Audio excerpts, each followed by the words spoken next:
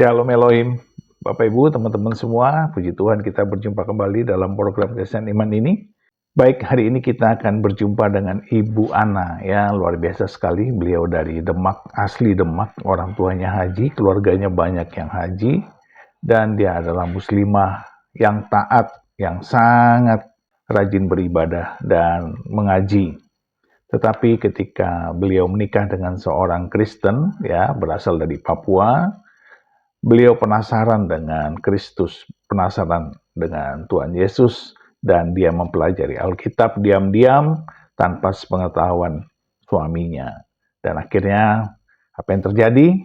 Dia mengalami revelation, dapat pencerahan dan hidayah, dan akhirnya dibaptis. Luar biasa sekali hidupnya dan sungguh sangat miris. Tetapi bagaimana ceritanya? Kita saksikan bersama-sama. Tuhan memberkati.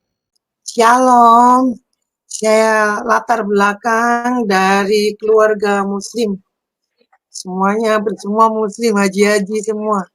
Saya dari Jawa Tengah, Jepara, khususnya sangat fanatik sekali ya kalau dengan latar belakang pendidikan, semua dari muslim, dari SD, SMP, SMA, ya, itu dari muslim. Jadi ayah saya haji, mama saya haji juga. Jadi kita tiap hari sembahyang 5 kali sehari ya. Itu di luar lagi ada sembahyang lagi namanya sholat duha, ada lagi yang sholat malam, sholat tahajud, di mana itu ya apa namanya lebih ke sekitar jam 12 ya, tengah malam kayak gitu. Jadi sekolah kita juga pakai hijab ya, pakai hijab. Dulu kan hijabnya segitiga. Tapi ayah saya tuh nggak terlalu apa ya, harus pakai kayak gitu karena orang NU ya, termasuk orang NU, dan kita ada kebiasaan juga sama seperti kebaktian kayak gitu, tapi untuk orang muslim pengajian ya. Pengajian juga didirikan oleh bapak saya juga kebetulan kayak gitu. Jadi latar belakang saya backgroundnya kalau sekolah saya SMA ya, SMP SMA itu aja saya masih kalau dari sholat subuh selesai makan, sholat duha lagi tuh saya masih pegang apa ya, kalau orang Jawa bilang wiridan. Wiridan tuh baca tasbih. Jadi satu tasbih itu ada seperti kalung ya. Kalungnya ada manik-maniknya itu 99 nama Tuhan. Nama yang terbaik dari Tuhan. Allah ya, jadi kayak gitu. Jadi saya bisa baca sampai ribuan ya. Bisa duduk, ada ruangan saya khusus untuk berdoa sendiri. Meskipun saya anak nomor 2 itu ada ruangan tidur sendiri, ruang itu berdoa sendiri. Jadi apa namanya dikhususkan kebetulan karena bapak saya ya punya rumah banyak waktu itu ya, jadi sendiri-sendiri, jadi begitu. Jadi latar belakang papa mama saya muslim. Kalau mama saya itu muslim tapi muslim kejawen. Kalau bapak saya muslim tok-tok. Tapi dia masih apa berpikiran terbuka, open minded kayak gitu, open minded kayak gitu. Jadi orang Jawa, tapi pikirannya terbuka banget tentang apa modernisasi. Dan bapak saya juga pernah ya sering bawa pulang dari luar negeri kayaknya buku-buku tentang Yesus. Saya lihat tuh waktu kecil itu bukunya, aku nggak ngerti itu Yesus, nggak ngerti. Karena aku lihatnya cuman gambar-gambarnya itu, magazine-nya itu, gambarnya tuh Tuhan Yesus diangkat, terus ada malaikat-malaikatnya, terus ada lagi apa namanya orang berkumpul di bawahnya Yesus waktu pengangkatan kayak gitu. Jadi saya belajar di Muslim itu apa namanya belajar ngaji, belajar berkumpul, bagaimana apa namanya berorganisasi, kemudian belajar tauhid, Taurat, terus fikih, terus apa ya fikih, terus belajar sejarah Muslim juga. Jadi apa namanya memang agak berat karena Itu dari bahasa Arab ya, kita harus tahu translatornya atau terjemahannya di bahasa Indonesia. Itu pun kalau ada, kalau nggak ada juga harus belajar. Jadi agak ribet juga kalau kita nih anak-anak masih muda gitu, kalau nggak terlalu hafal, nggak bisa ngerti juga. Jadi tiap hari saya kalau sholat utama itu berdoa, itu 5 waktu, tapi selesai ada namanya yang namanya eh, namanya memakai tasbih. Tasbih itu 99 nama Tuhan. Jadi ada kata nama Tuhan yang harus dibaca mungkin 121 kali, ada yang dibaca harus 1000 kali, dan itu pun harus tuntas. Kadang nggak sampai tuntas pun, saya pakai mobil dijemput pun sampai turun mobil harus selesaikan itu. Jadi memang ada kemarahan yang sangat berat ya dari keluarga mungkin ya, karena berpaling kayak gitu, mencintai Tuhan yang lain. Karena sama aja di Kristen juga di Muslim tidak ada Allah lain selain diriku. Nah itu, seperti itu. Jadi latar belakang background saya keluarga Muslim yang sangat taat. Jadi kakak saya ini sekarang haji, ya kayak gitu. Adik saya masih memeluk Islam juga, kayak gitu. Jadi latar belakangnya kita nih sekolah Muslim, jadi belajarnya fikih, Alkitab, dan fikih, tauhid. Tapi juga ada mempelajari namanya Isa, Nabi Isa itu ya, Yesus itu. Mempelajari ada kitab yang terakhir yaitu kitab Injil. Ada juga itu, sempat aku baca. Kayak gitu. Jadi background itu kenapa terus ada beberapa background lagi, saya itu kan menikah sama orang Papua yang Kristen. Jadi kayak gitu.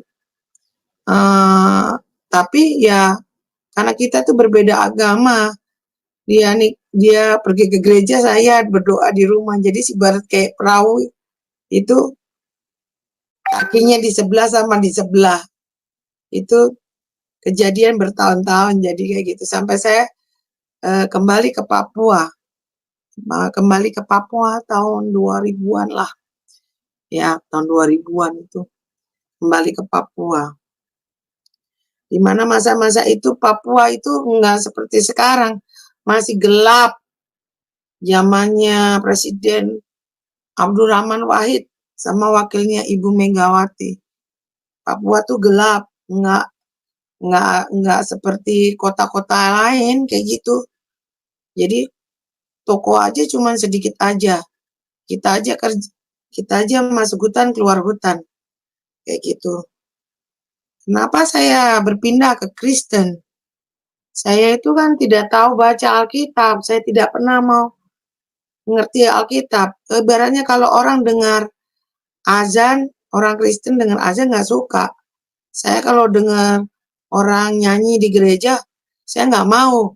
Telinga saya tutup semua, saya kayak kepalaku sakit seperti begitu. Tidak mau dengar. Tidak mau dengar karena berbeda itu ya, keyakinan. Kayak gitu. Tapi suami saya sering bawa saya ke gereja, suruh pegang Alkitab, aku nggak mau. Jadi aku duduk di belakang. Alkitab dibuka, aku nggak mau baca, cuma lihat aja, denger aja dari belakang. Nggak mau. Kan dipaksa pun nggak mau, akhirnya dibiarin juga. Kayak gitu. Akhirnya suatu saat jadi kebencian di dalam keluarga mereka. Nggak tahu itu, mereka bukannya welcome saya sebagai anak mantu, tapi kebencian dengan segala cara mereka buat permasalahan yang bersinggungan dengan saya. Kayak gitu. Sampai saya pernah jatuh sakit juga nggak diurus, apa semua nggak diurus. Mereka juga suka mengancam, suka berkata-kata, menganiaya secara fisikis. Dan saya itu mendengar sendiri. Suatu saat saya itu, orang semua pergi ke gereja, orang semua kadang lebaran, orang pada lebaran. Aku nggak namanya lebaran, nggak namanya Natalan, karena aku nggak pernah dapat hadiah Natal. Saya bilang, suatu saat saya bilang, kenapa mereka selalu menjahatin saya? Mertua saya berbuat jahat terus-terus. Selalu apa yang saya bikin selalu dipersalahkan tiap hari, nggak malam, pagi. Sedangkan orang tua saya saja menerima anaknya yang dengan kekurangan tidak punya. welcome to family. Tapi apa yang terjadi? Mereka sangat terbalik sekali. Jadi ada beberapa keluarga Papua kalau dapat anak perempuan orang Indonesia rambut lurus, mereka bersukacita, mungkin bisa kuliahkan, sekolahkan, baik. Tapi di keluarga ini kebalik, saya diancam, dianiaya, apalagi punya anak perempuan saja, tidak punya anak lagi. Nah, itu jadi masalah besar yang di dalam keluarga mereka. Jadi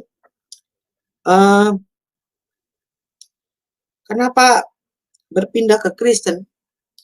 Karena masalah di dalam keluarga ini sudah sangat terlalu berat. Memfitnah, adik-adiknya suka memfitnah semua-semuanya. Jadi saya dibiarin, saya supaya dikasih pakai baju compang-camping. Padahal saya dari keluarga kaya. Kalau papa mama saya lihat saya pakai baju kayak gitu dengan dianggap seperti itu, memang mungkin semua orang tua bilang pulang lah, makan nggak pulang ke Jawa kayak gitu. Tapi yang terjadi saya tantang itu mereka, ini kakak iparku ini majelis. Katanya majelis itu aku nggak ngerti, seharusnya berbuat baik ya pada sesama. Pergi ibadah tiap hari, pegang Alkitab, pergi ke gereja, tapi apa yang terjadi? Tak satu lembar pun menyatakan kamu mau ikut kristenisasi atau apapun, tidak ada, orang lain yang dilayani. Tapi saya tidak tidak perlu tahu mereka mau kasih saya atau tidak kasih saya. Saya cari itu Tuhan Yesus sendiri. Saya tantang tuh Tuhan Yesus yang berdiri di atas gereja Bethlehem di RSUD Dok 2 Jayapura. Saya tantang, kenapa? Saya mau cari tahu itu Tuhannya yang mereka sesembah itu Tuhannya baik apa enggak sih? Saya cari sendiri, saya daftar sendiri, saya belajar Alkitab sendiri. Saya nggak perlu namanya baju baptis dikasih uang sama mereka. Saya sekolah salon juga. Tapi karena aku nggak punya salon di Jayapura, aku makan aja didiskriminasikan sekali sama mertua saya.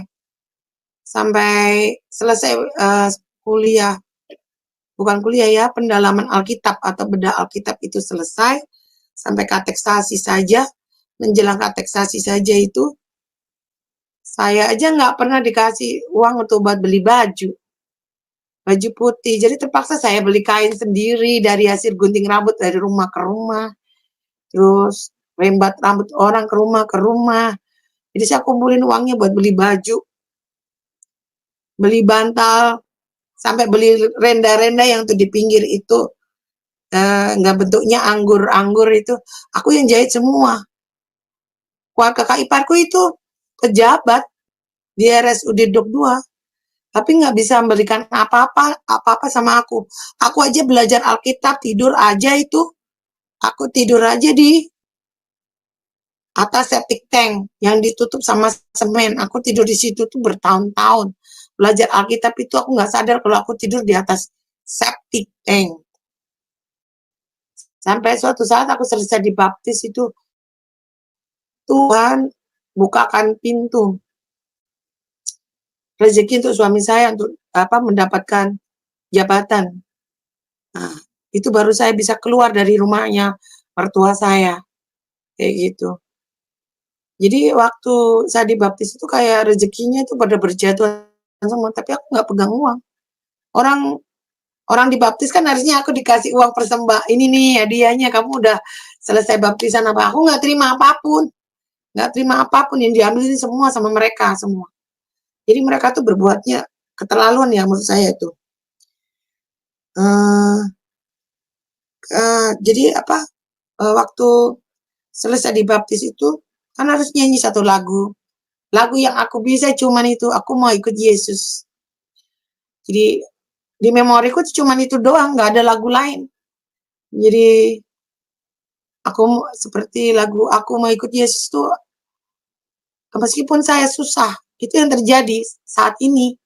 Meskipun saya susah, tetap ikut Yesus. Saya bilang begitu. Jadi sampai keluarga saya bilang,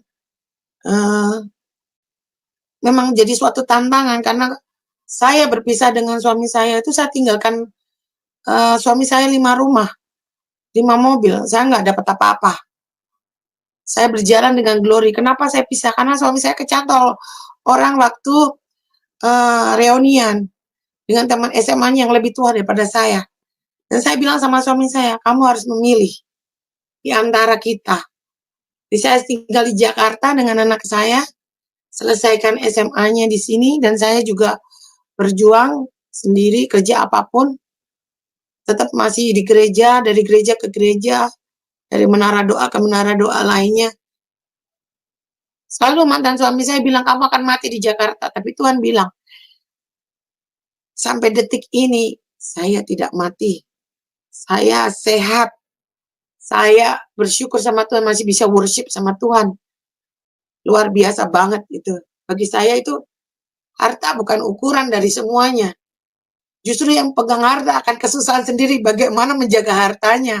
Jangan dijarah, jangan sampai hilang, jangan. Jadi aku berjalan di sini tanpa apapun, hanya berjalan dengan Tuhan. Tantangan, keluarga saya itu di Jepara itu kan pengusaha mebel semua, haji semua. Jadi cuman bilang gini, "Daripada kamu susah, jadi janda, udah masuk Kristen, nggak punya, kamu kembali sudah ke Muslim, aku kasih rumah, kasih mobil.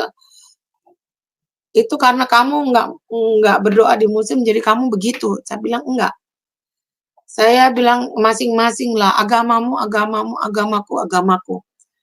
Jadi saya bilang apa, "Tuhanku kaya. Barang apa yang kita tinggalkan Tuhan akan ganti baru. Mukjizat akan datang seperti yang dikatakan di firman, ya dan amin. Keturunan Israel akan bermegah." Dan itu memang terjadi.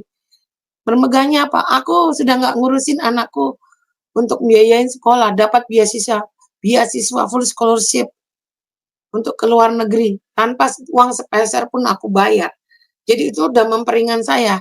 Meskipun dulu di Papua itu aku pelayanan kecil-kecil, bantu pendeta, mungkin cari orang yang sakit, cari orang apa. Aku nggak menyadari kalau itu akan menjadi kedepannya itu, waktu aku di Jakarta aku baru sadar itu karunia penjala manusia. Dan memang orang lapangan lebih berat daripada orang yang memproses domba. Karena orang lapangan harus menarik domba-domba yang hilang, di mana domba-domba itu sudah nggak percaya sama Yesus. Kita restorasi, kita kembalikan lagi kepercayaannya. Ini loh Yesus.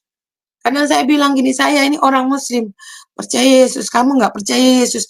Kamu lahir dari anak Yesus yang dibaptis oleh Yesus. Pasti akan dikembalikan apa yang hilang. Karena di saat-saat ini memang banyak tantangan. Tantangannya untuk menjadi orang orang Muslim yang masuk Kristen, yaitu tantangan kita harus berhasil di depan mereka. Tapi kita juga harus pertama berhasil di mana, nih loh firman ini bisa kita pelepasan orang Muslim yang sakit, mungkin diteluh karena dukun, karena apa, bertahun-tahun tidak bisa dipegang, orang tidak mau datang melihat dia. Ya kita harus datang, layani, doakan. Dan ternyata lagu-lagunya Tuhan Yesus yang kecil-kecil aja, yang lagu Indonesia aja itu saja, setan aja takut. Jadi dari power dari firman Tuhan itu seperti pedang yang tajam, dan ada muatan dan ada isi. Dan bagi saya lebih mempermudah karena Tuhan bilang, "Aku akan mengajar berbangsa-bangsa." Jadi berbeda Alkitab, tapi sama makna. Jadi powernya itu ada ternyata. Dan itu kita jalani sebagai orang yang percaya. Buktikan tanpa uang pun Tuhan masih bisa membantu kita, menolong kita, anak-anak kita untuk ditolong mendapatkan beasiswa. Itu sudah luar biasa. Tantangan.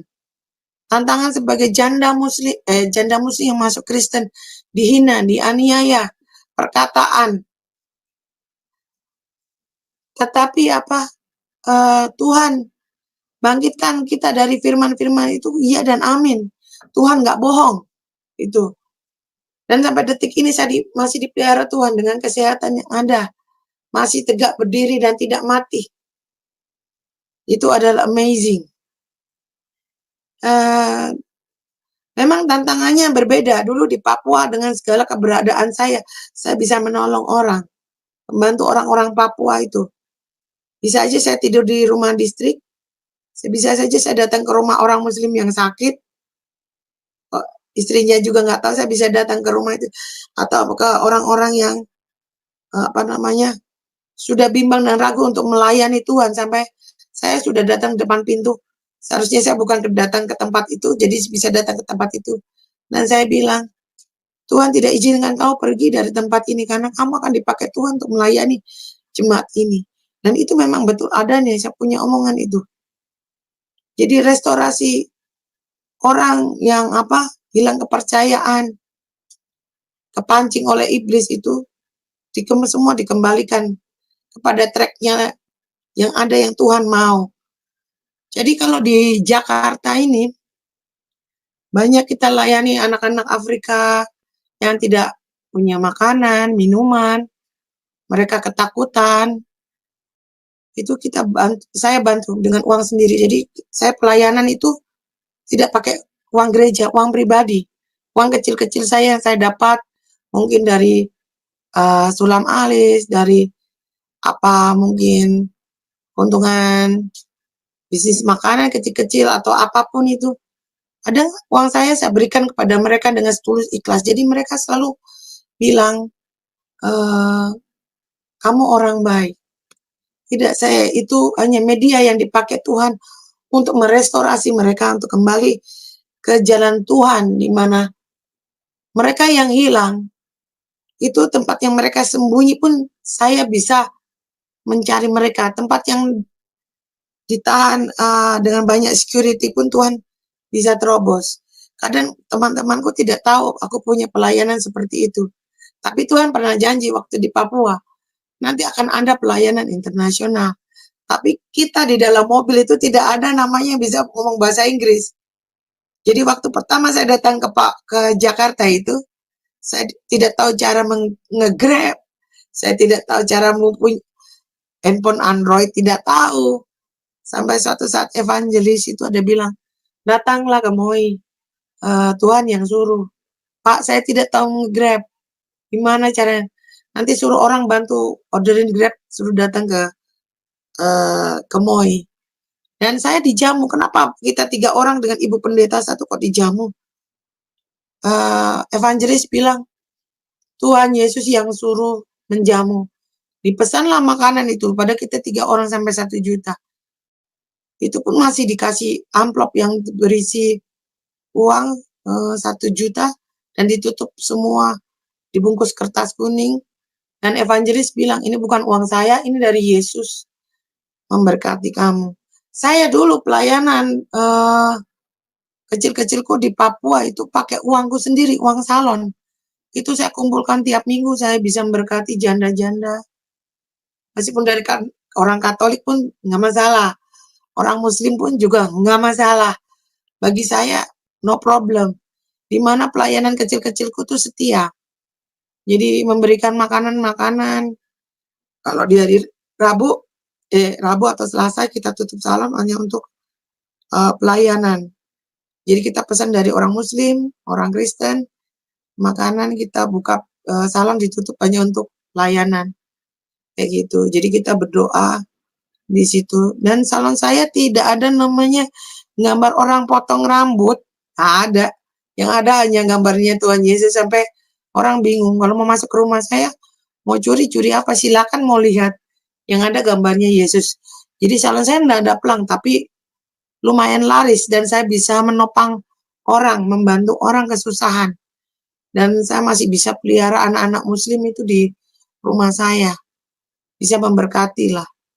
Jadi kalau sekarang aku di Jakarta, memang pure saya pelayanan, nggak pakai embel-embel apa, hanya diri saya saja dan Tuhan. Kayak gitu.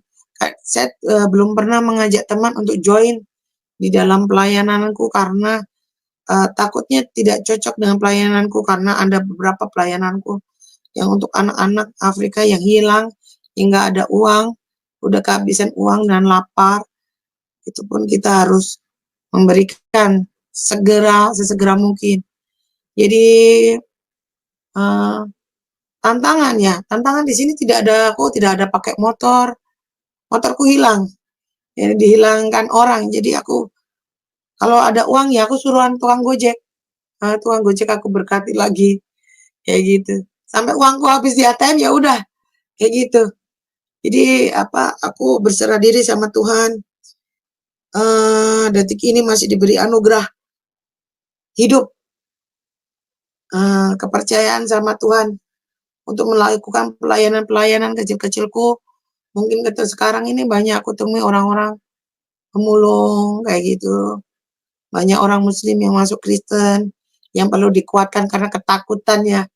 Karena mungkin lihat orang-orang Kristen udah pada kaya, orang-orang yang udah mampu semua, sedang dia sendiri masih perlu bimbingan, dan itu tidak menurut saya tidak terdukung oleh pimpinan. Nah, pimpinan atau leadernya dari grupnya itu, kalau misalnya itu atau membiarkannya, itu kadang kita harus merangkul mereka. Kemudian anak-anak yang depresi, bipolar, yang meninggal karena mamanya meninggal dan merasa mempersalahkan kenapa mama meninggal sampai nggak keluar rumah, mungkin dalam setahun kali. Nah, itu kita dekatin, kita counseling. Ternyata banyak benturan, sebenarnya anaknya baik, jadi bisa restorasi kembali kepada Tuhan. Meskipun gimana dia cocoknya gereja mana, kita akan antar, begitu. Kemudian mukjizat yang saya alami dalam pendalaman Alkitab waktu di Papua, saya nggak melihat apa-apa. Saya melihat pendeta-pendeta yang berkarunia itu di Papua memang luar biasa ya, pelayanannya 100% untuk domba-dombanya. Itu kalau hujan pun dalam pelayanan, sampai aku lihat Alkitab dilempar hujan berhenti. Aku disuruh naik mimbar, aku nggak tahu caranya naik mimbar karena aku orang muslim yang masuk Kristen. Aku kan juga ketakutan, nah gimana nanti aku khotbahin kamu secara muslim, karena kita juga dididik berpidato secara muslim. Nah itu. Nah di Kristen enggak, jadi aku juga rasa ketakutan, tapi hamba-hamba Tuhan banyak menguatkan, tidak, Tuhan cari kamu untuk apa? Nanti saya salah berkhotbah, enggak. Tuhan cari kamu, anjing. Tuhan cari kamu ini yang ada maksudnya sekarang ini. Jadi kita dipakai Tuhan untuk berdoa. Berdoa. Saya tidak berdoa, Tuhan akan aku suruh orang nanti syarat lagi untuk duduk berdoa. Pagi, malam berdoa. Jadi kayak gitu. Walaupun sakit, duduk berdoa. Jadi kayak gitu. Seperti Tuhan sudah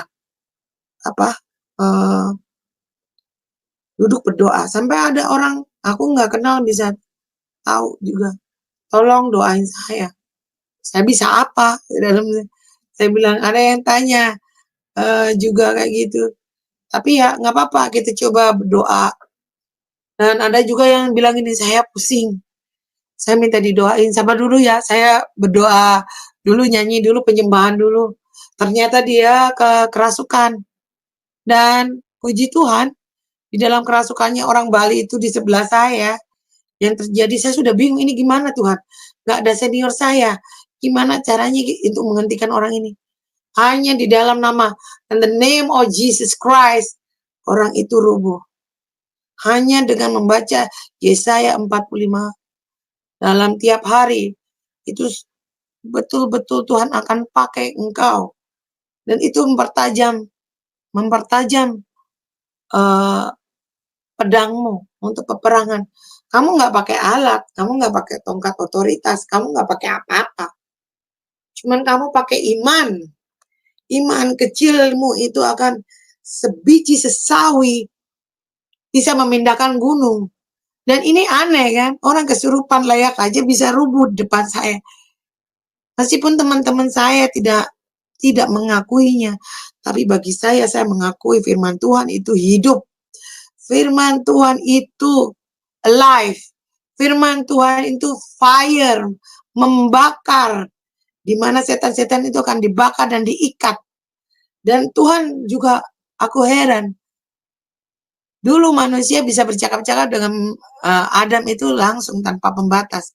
Tapi sekarang bicara dengan Adam aja, kita harus perlu malaikat lagi untuk menolong kita, untuk membantu kita.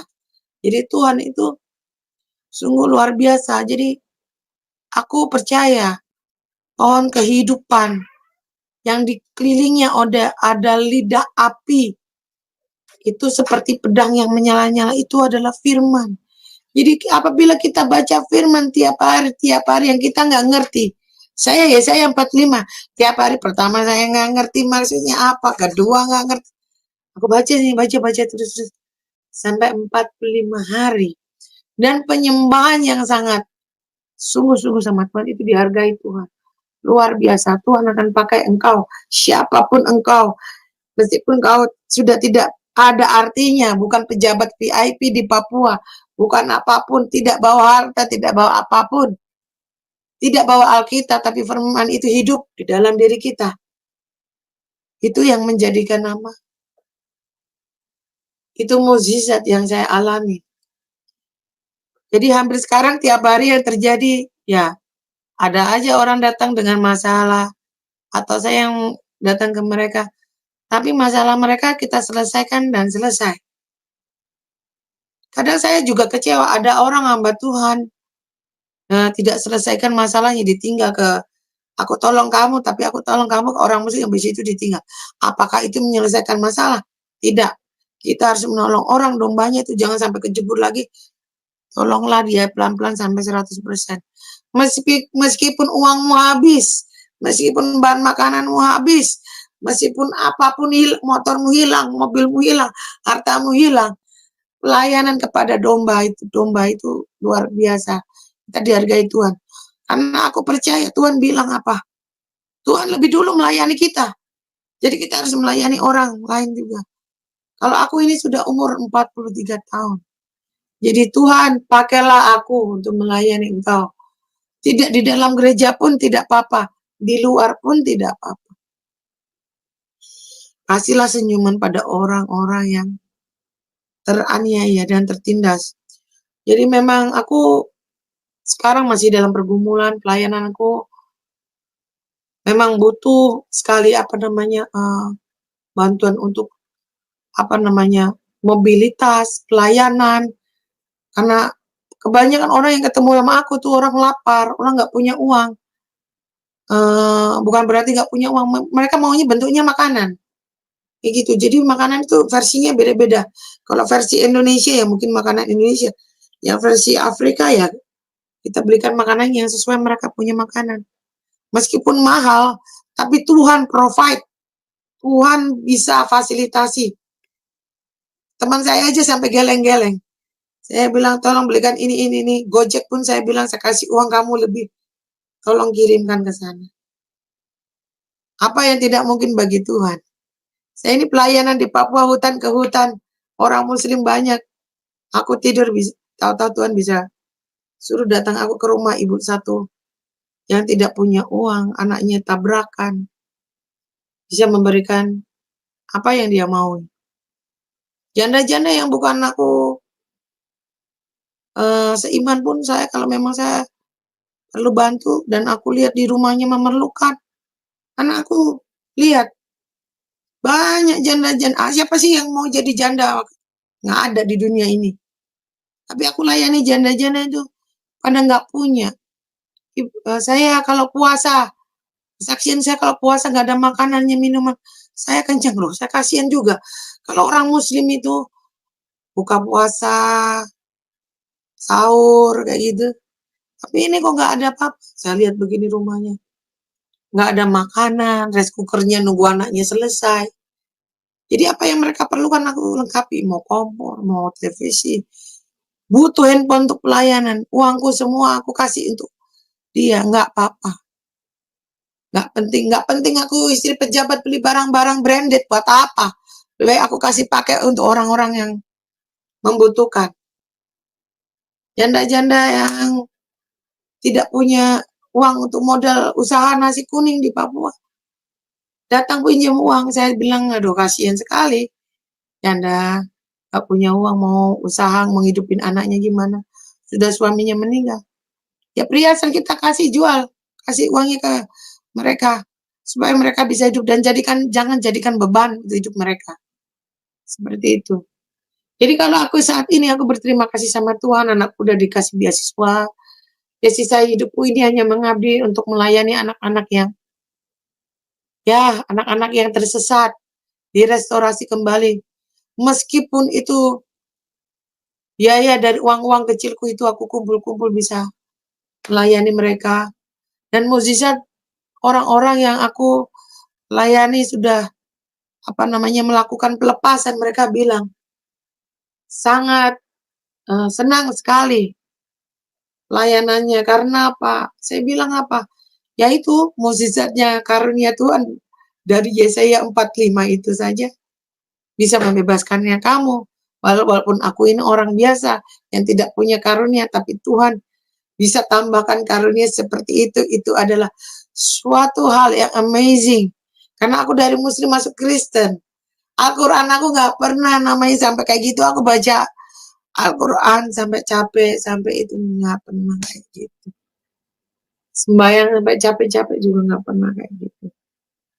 Jadi membebaskan satu jiwa saja itu sudah luar biasa. Dan aku butuh juga rumah untuk ministriku. Kalau bisa ada, itu memang impianku. Karena orang-orang yang dilayani kayak gitu tuh, sebenarnya mereka itu orang nggak punya. Lapar. Nggak mungkin selesai pelepasan langsung dilepas, lu jalan sendiri, pulang sendiri. Mereka lapar tinggal di mana? Nggak bisa dong. Mereka nggak punya apa-apa. Hanya baju di badan. Mereka hanya butuh makanan, teh anget aja itu mereka terima kasih. Karena nggak punya uang. Jadi kayak gitu.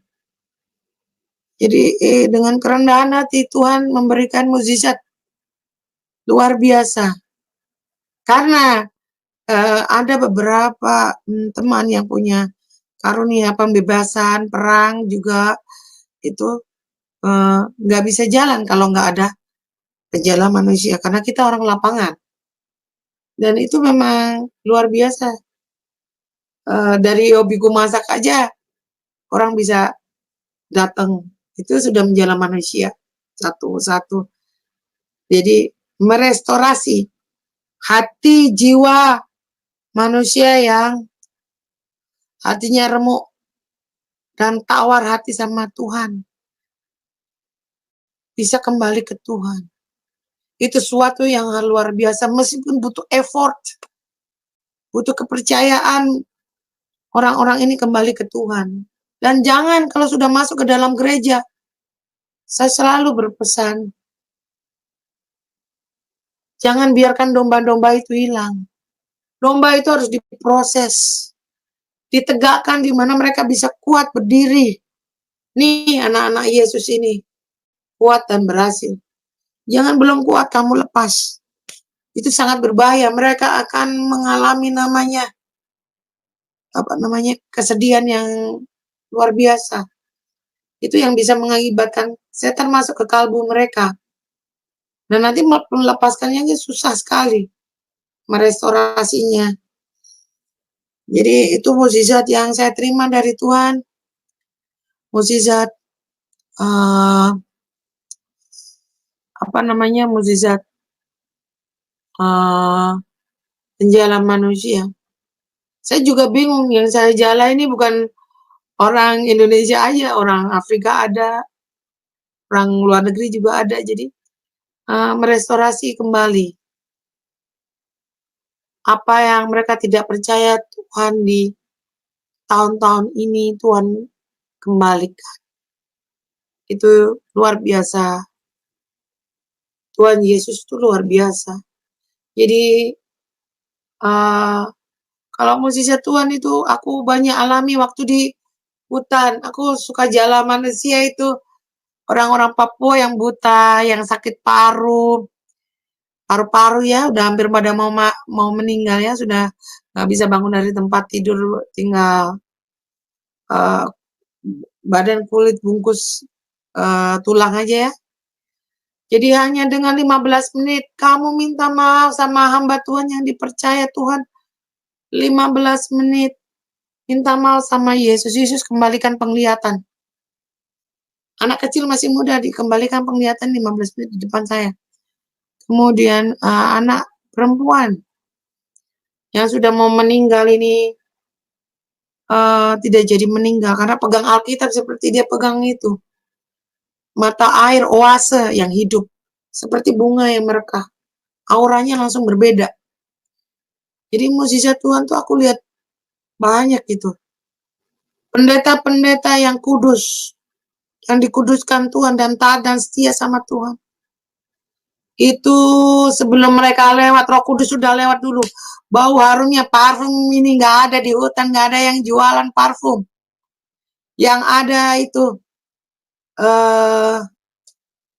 apa namanya, parfum biasa aja, tapi kan nggak ada di hutan, bunga mawar, bunga melati nggak ada. Tapi kenapa bau harum itu lewat duluan? Aku tanya pendeta, mau di Mangare.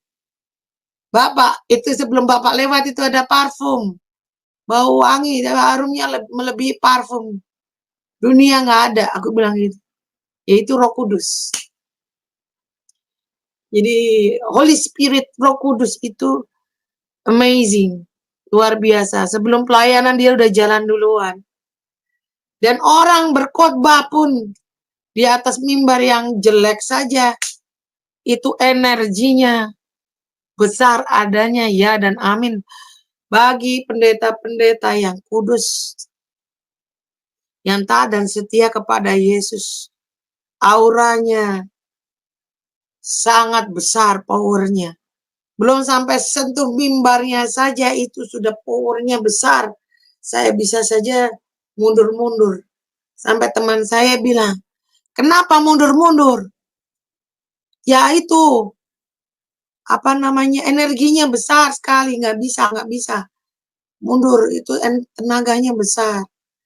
Karena pendeta selalu berkhotbah dengan firman-firman, powernya besar. Begitu. Dan saya percaya Tuhan pertemukan saya dalam pelayanan itu. Karena pendeta mau di Mangare waktu datang, saya lagi tidur itu suami saya selalu dibilang, lepaskan saya, karena Tuhan akan bawa. Mantan suami saya nggak pernah bolehin.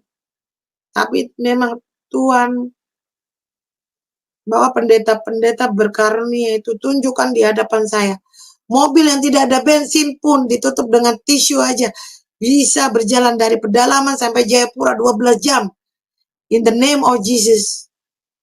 Mobil berjalan. Luar biasa.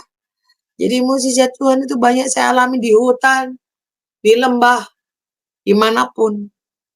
Sampai Mutadara pun. Karena saya kecapean pelayanan pun. Tuhan, bebaskan aku menjadi manusia baru. Dengan airnya, dengan didoakan secara nama Kristus. Tuhan yang hidup, Tuhan yang alive. Tuhan yang amazing. Itulah Tuhan Yesus. Keluarga tuku banyak mencemooh kembali ke Muslim. Karena kamu sekarang ini kamu janda, nggak punya apa-apa kamu. Jalan begitu saja. Aku kasih rumah, aku kasih mobil. Saya bilang, janganlah jual ini glorinya Tuhan. Hanya karena kebendaan. Saya bilang, agamamu, agamaku. Jadi aku selalu nasihat mereka belajar menghormati satu sama lain berbeda agama.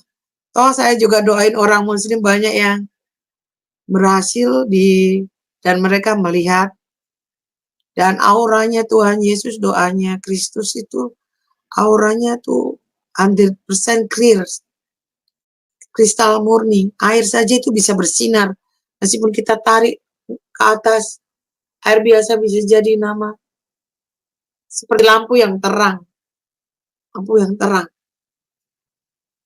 Dan itu jadi penyembuh bagi orang-orang yang nggak punya uang.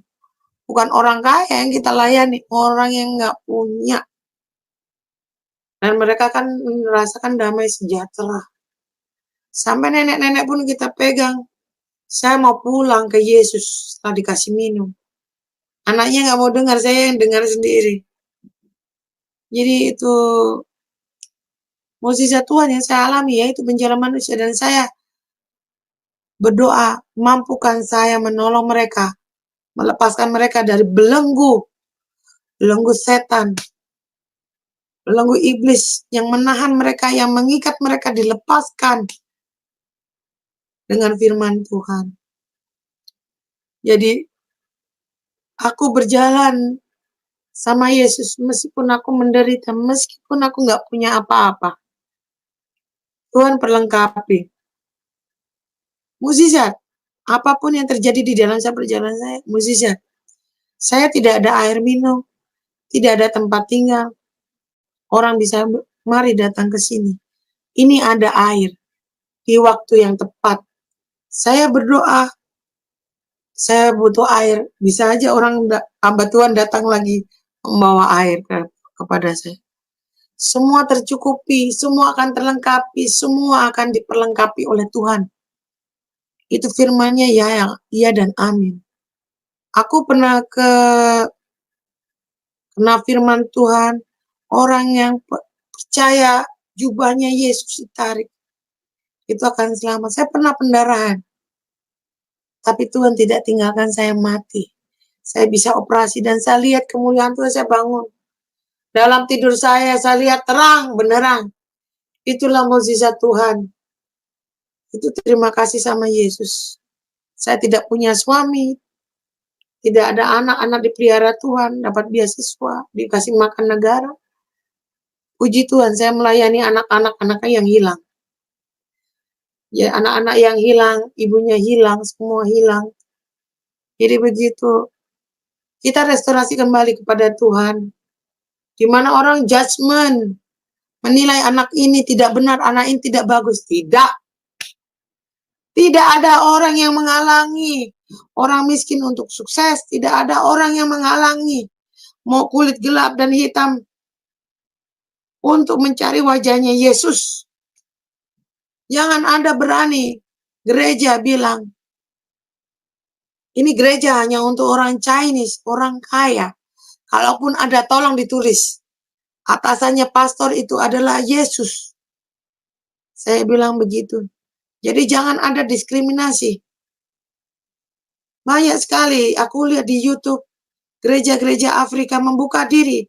Orang-orang Afrika yang cacat, tidak normal. Pastor buka, terima.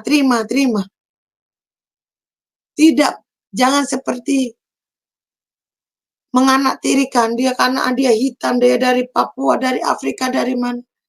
Saya tidak mau. Saya melayani semua.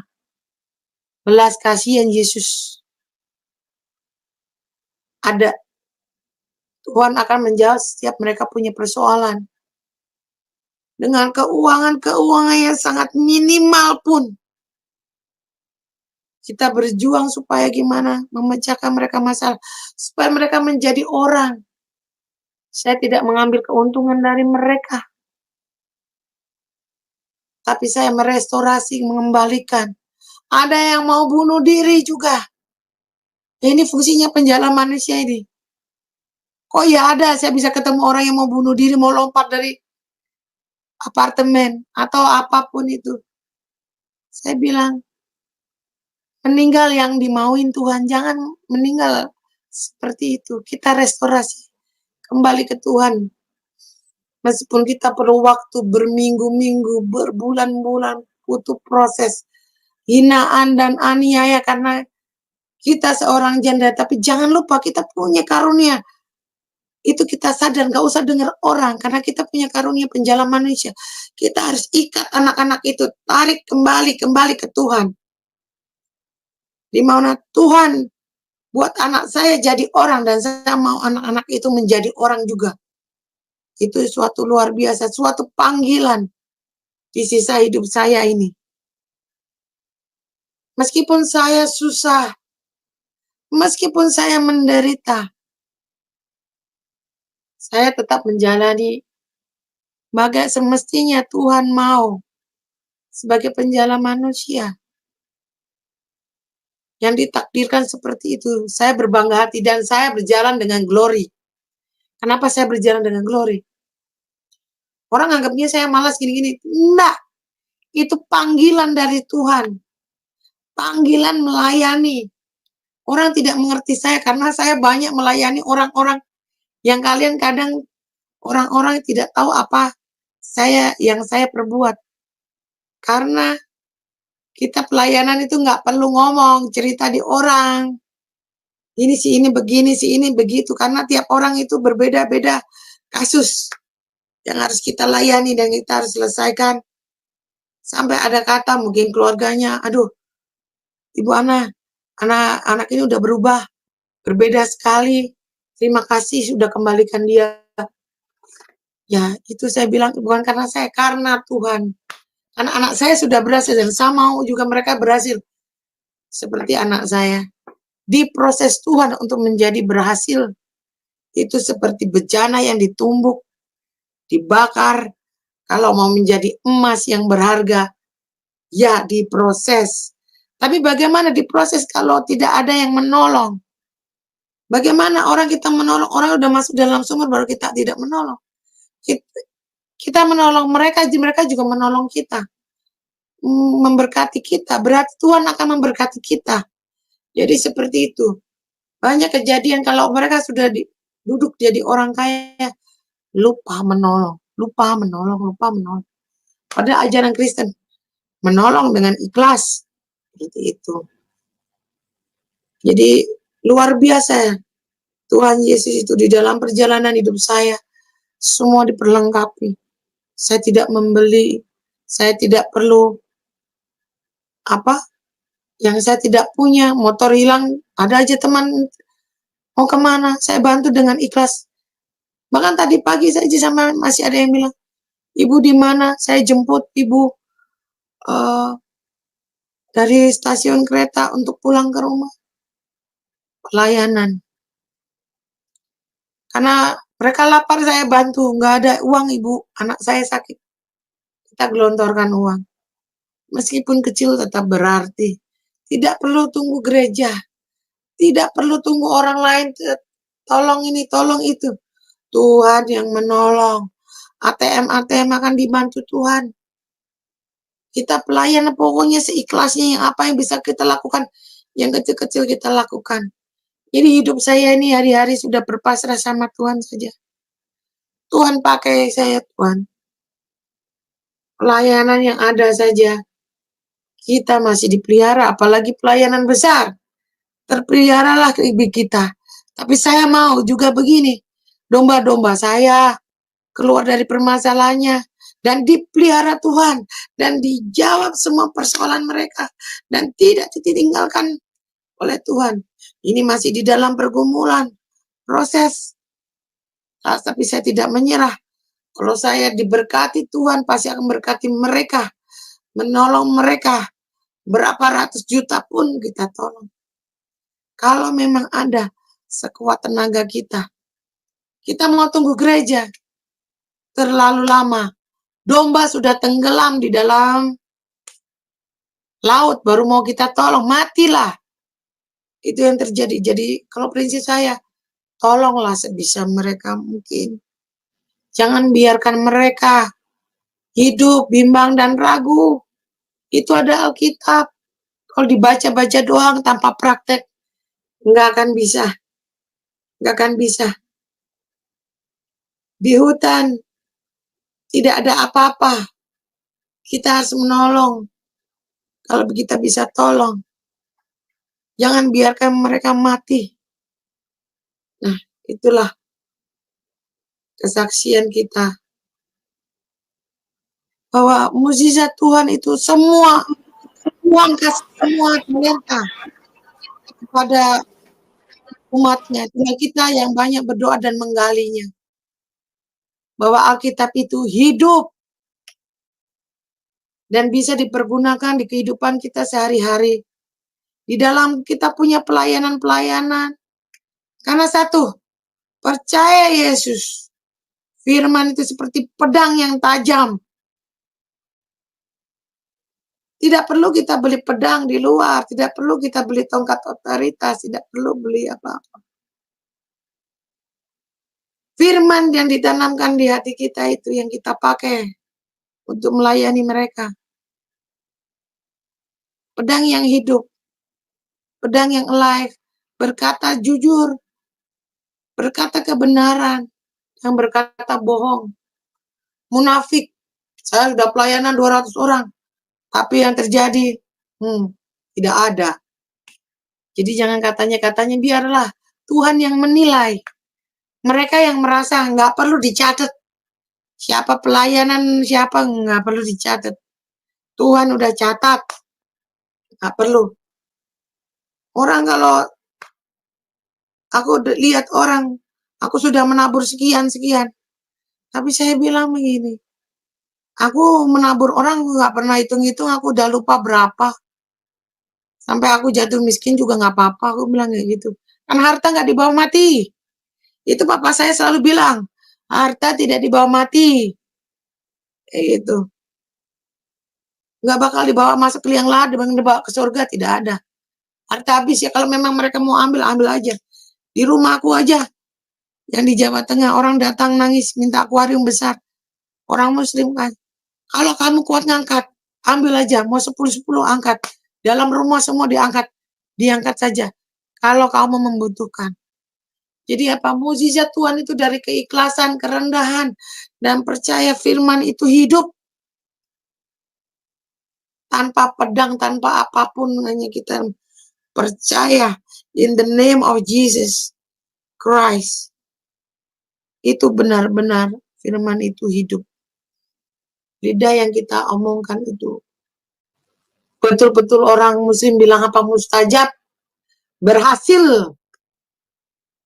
Itu yang buat saya happy apa? Berhasil. Pelepasan berhasil. Bukannya senior yang pelepasan. Yang dari muslim masuk Kristen pelepasan itu luar biasa. Saya bilang apa? Luar biasa. Jadi Yesus itu luar biasa. Saya merasakan mukjizat Tuhan. Dari hamba-hamba Tuhan itu. Yang berkarunia itu. Saya nggak pernah minta bahasa roh. Buka mulut. Tuhan kirim bahasa roh masuk ke mulut saya. Dan saya uji trial untuk paginya di hari Jumat. Power dari Tuhan Yesus, dari worship-nya mengalir di tempat itu. Hadiratnya. Jadi saya bilang apa? Harus benar-benar punya jiwa melayani, tulus ikhlas itu ada. Jangan tunggu aku punya perusahaan gede baru aku mau sumbang berapa juta. Oh, terlambat. Domba udah tenggelam. Tak berdaya. Tak berdaya benar-benar. Di saat ini, di corona ini. Tidak butuh orang kaya. Di mana butuh orang yang melayani sungguh-sungguh. Beras 1 piring kita bisa sajikan. Kita bisa beri ke mereka. Bersyukur. Teh segelas gratis. Kita berikan. Meskipun di rumahnya cukup uang, makanan secukupnya ala kadar aja. Kita sudah cukup karena apa? Tuhan tidak akan biarkan kita mati. Anak-anak Tuhan tidak akan jadi ekor, tapi akan jadi kepala. Itu firman Tuhan, ya dan amin. Tidak akan namanya Ana Mulyaningsih akan menderita. Tuhan izinkan aku masih hidup dan sehat sampai detik ini. Bukannya kurus ditinggal suami, tapi masih sehat walafiat. Sehat atas karunia Tuhan. Kemuliaan Tuhan. Jadi luar biasa. Tidak kekurangan aku. Tidak mungkin. Saya bilang taruhan sama orang Papua. Saya terbang, saya ke Jakarta. Saya bilang ke Kak Ipar, saya suruh pulang balik karena ada perempuan. Tidak. Saya bilang apa? Tuhan pasti kasih makan saya 1 piring. Tuhan bisa sanggup kasih makan umatnya ribuan, ratusan, jutaan, 1 piring bagi orang muslim tidak bisa. Bisa! Itu. Dan dikenyangkan, dan kita masih bisa memberkati orang-orang lain. Saya itu janda tapi bisa berkati orang-orang Afrika. Pelayanan internasionalku itu luar biasa. Restorasinya luar biasa. Yang tidak percaya, yang tawar sama Yesus dikembalikan. Karena mereka Tuhan maunya anak-anak itu kembali menjadi pasukan-pasukan Tuhan yang luar biasa. Seharusnya seumur saya itu malu untuk pelayanan, tapi saya lebih suka pelayanan. Saya suka menyapa orang. Banyak sekali, jadi saya ketemu tuh banyak orang yang berbeda-beda suku, bangsa, dan etnik. Tapi itu memang Tuhan bilang ada berbangsa-bangsa. Jadi berbangsa-bangsa ya kita harus belajar menerima. Jangan diskriminatif. Kalau menjadi hamba Tuhan jangan diskriminatif. Harus berani open minded, terbuka, menolong orang. Seperti itu. Jadi sisa di Alkitab itu semua itu kita uji coba. Saya baca uji coba. Semua kebenarannya ada. Ya dan amin. Luar biasa, setan aja lari ke birit-birit. Dan kita itu di dalam perlindungan Tuhan. In the blessing of Jesus. Beda anak-anak Tuhan itu dengan anak-anak muslim yang suka kesurupan. Dari agama Hindu kesurupan hampir tiap hari. Lepasan hampir tiap hari. Bayangkan saja itu.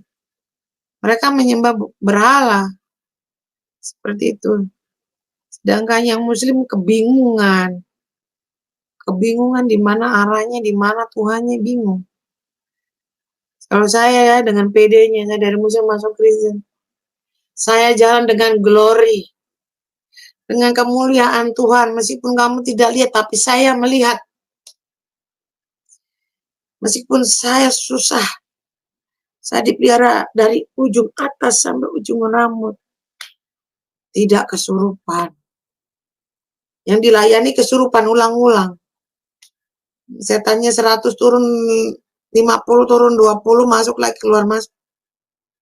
Kenapa? Yang dilayani udah tahu Alkitab, nggak mau baca Alkitab. Malas. Jadi nggak berjalan. Jadi kita harus penguatan ke mereka. Mungkin ada donatur-donatur yang mau membelikan Alkitab Inggris dalam bahasa Inggris. Itu banyak kita berikan ke teman-teman. Kita beli di online kadang, berikan ke mereka. Mungkin Alkitab teman-teman yang lain nggak punya, yang dari muslim itu ada banyak. Jadi kita ini bersaksi seperti taruhan. Saya orang muslim bisa hidup sampai sekarang itu kasih karunia Tuhan. Dan berbangga hati itu karena Tuhan. Kayak gitu. Orang bingung juga akan saya hidup sampai sekarang. Tapi saya kan jalan dengan Tuhan. Jadi luar biasa. Orang bilang harus kurus badannya. Wah, kalau kurus badannya nanti dikira masuk Kristen ini tidak makmur. Lah, itulah luar biasanya Tuhan. Tanpa harta pun, tanpa apapun, Tuhan pelihara kita. Saya selalu tekankan ke anak-anak itu. Aku selalu telepon ke mereka, teman-teman pelayanan yang domba-domba yang terhilang, tersesat. Di kota besar ini, Bapak Ibu kalau mau tahu, saya itu dikasih masuk Tuhan untuk kayak mencari mereka, intuisi mencari ini, anak-anak yang terhilang dari yang Indonesia, yang dari luar negeri. Banyak. Karena kemampuan bahasa Inggrisku dikasih sama Tuhan waktu pertama masuk sini. Welcome to Jakarta. Jadi saya tuh pelayanan kayak gitu seperti itu waktu di Papua. Waktu saya jadi istrinya kepala distrik. Jadi banyak yang datang ke saya itu orang semua berkeluh kesah. Kesusahan mereka, apanya mereka. mau bayar sekolah nggak bisa, apa yang nggak bisa. Jadi saya selalu tuh kadang nolong pakai uang pribadi saya, nggak bilang suami saya. Seperti itu. Akhirnya ya itu kebiasaan. Jadi apa itu, suka nolong. Tapi emang dari muslim, bapak mamaku juga suka menolong ya, suka menolong. Jadi selalu bilang harus baik, harus suka menolong. Jadi kayak gitu, saya nggak mau pusing harta. Harta itu kan titipan ya dari Tuhan. Seperti itu. Jadi itulah kemuliaan Tuhan. Jadi kalau saya lagi berdoa itu sekitar jam 3-4 harusnya saya tidur nyenyak. Jadi bisa saya bangun sendiri. Bisa kalau dekat tempat ibadahnya bisa aja saya naik motor atau apa, saya langsung ibadah di situ, bayangkan. Seperti magnet, seperti kecanduan. Menyembah tata Tuhan di pagi hari itu seperti magnet. Yang tidak bisa stop mencintai Tuhan. Itu luar biasa. Sekarang teknologi banyak, handphone, handphone, handphone yang pakai aplikasi, apa namanya, aplikasi Alkitab dibuka. Jadi aku kadang, ini harusnya firmannya gini deh, dibaca ya tiap hari. Ini buat kamu apa sih ininya? Ya ini. Padahal aku tuh dari muslim loh, tahu nggak? Tapi aku kayak ada yang, oh ya ini harus di sini kayak gitu. Jadi itulah Tuhan terlalu baik sama saya sampai detik ini.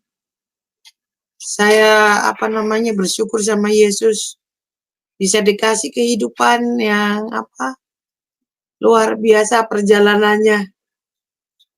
Ini pelayanan tidak berhenti di sini, mungkin sampai titik akhir saya menghembuskan napas terakhir baru pelayanan habis. Saya bermimpi ingin punya ministry supaya saya sekolah lagi pendeta teologi ya, karena saya harus mendalami lagi. Jadi doakan saya apa yang saya perlukan untuk melayani mereka lebih cepat. Saya butuhkan mungkin motor atau mobil atau rumah, apapun itu akan dikelola untuk pelayanan, untuk menolong mereka yang terlantar. Karena saya banyak ketemu mereka yang terlantar, nggak punya makanan, nggak punya apa-apa, telepon, tolong bantu saya. Tuh, tolong bantu saya. Apakah kita menolak? Apakah kita tutup pintu? Apakah itu gereja ditulisannya gerejanya orang tertentu? Tidak boleh. Itu gerejanya Yesus. Saya selalu ngomong itu gerejanya Yesus. Jadi boleh masuklah. Jadi pelayanan saya hari demi hari ini kebanyakan pelayanan saya tuh ketemu orang-orang yang berbeda-beda. Jadi bukan like ketemu satu grup gitu, tidak. Jadi kita ketemunya itu per kasus. Jadi anak-anak itu lahirnya dari Muslim, ada juga yang dari Kristen. Jadi kita ketemu masalah anak-anak itu dari per kasus atau perorangan, di mana satu masalah dombanya satu diberikan Tuhan, ini harus diselesaikan. Satu diselesaikan. Apa problemnya? Seperti itu. Kalau problemnya butuh didoakan, ya kita doakan. Tapi kalau problemnya dia butuh penguatan, di mana gerejanya yang dulu tidak cocok, kita pindahkan gereja yang cocok. Kita kan harus pengenalan. Itu nggak mudah, harus belajar bangunkan mereka pagi. Mungkin pergi, ajak mereka ke sana. Meskipun nggak ada makanan, gimana kita selalu, oh ya ini ada makanan untuk mereka. Jadi dia merasa, oh ya aku tuh diorangkan. Seperti itu. Jadi saya memang bercita-cita ingin punya ministry. Jadi ministry itu tempat doa juga, di mana tempat mereka shelter, seperti home shelter. Di mana menaungi anak-anak itu. Nggak tahu juga anak-anak itu kadang kalau ketemu saya merasa nyaman ya. Malah rasa nyaman di mana kalau sudah merasa nyaman, oke, kembali baik. Kita mungkin mau ketemu sama orang tuanya, kita antar ketemu orang tuanya, kita kembalikan lagi ke orang tua. Kalau ada yang punya orang tua.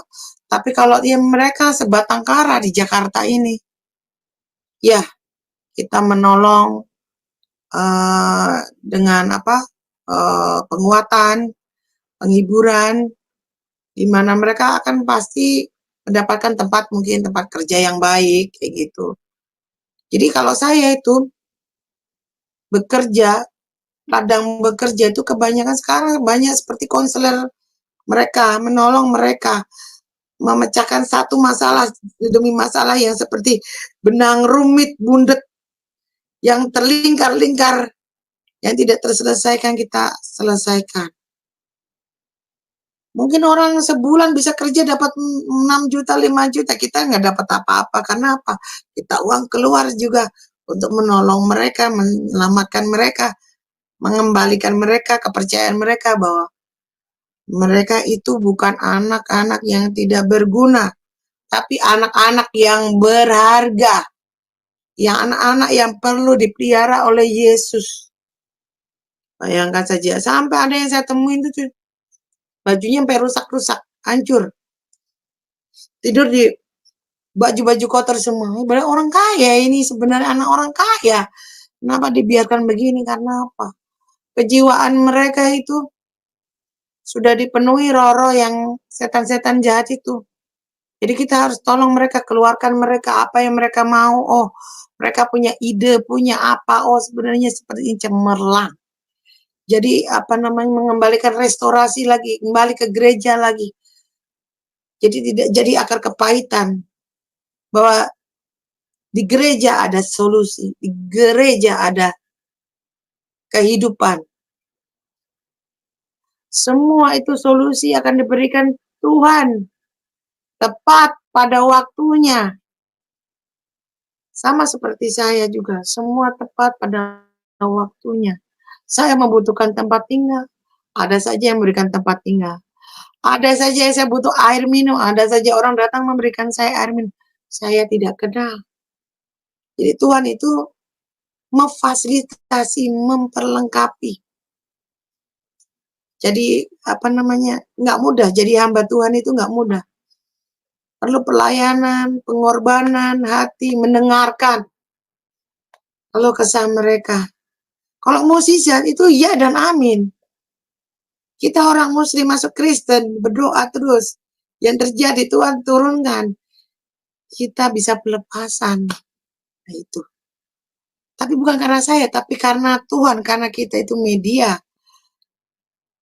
Dan kita itu dipakai Tuhan untuk seperti Yesus. Hati kita harus seperti Yesus. Baik, tulus, ikhlas sama mereka. Ya nggak ikhlas. Kalau nolong orang ya nggak ikhlas. Kasihan dombanya. Seperti itu. Jadi sekian, terima kasih. Tuhan Yesus memberkati di setiap pelayanan saya dan teman-teman semua. Andai tolan diberkati dengan kesaksian saya. Tuhan akan memberikan berlimpah-limpah dan semangat berjalan dengan Yesus, victory Yesus, glory of Yesus. Haleluya, amin. Puji Tuhan, puji Tuhan, puji Tuhan, dahsyat sekali kesaksian Ibu Ana.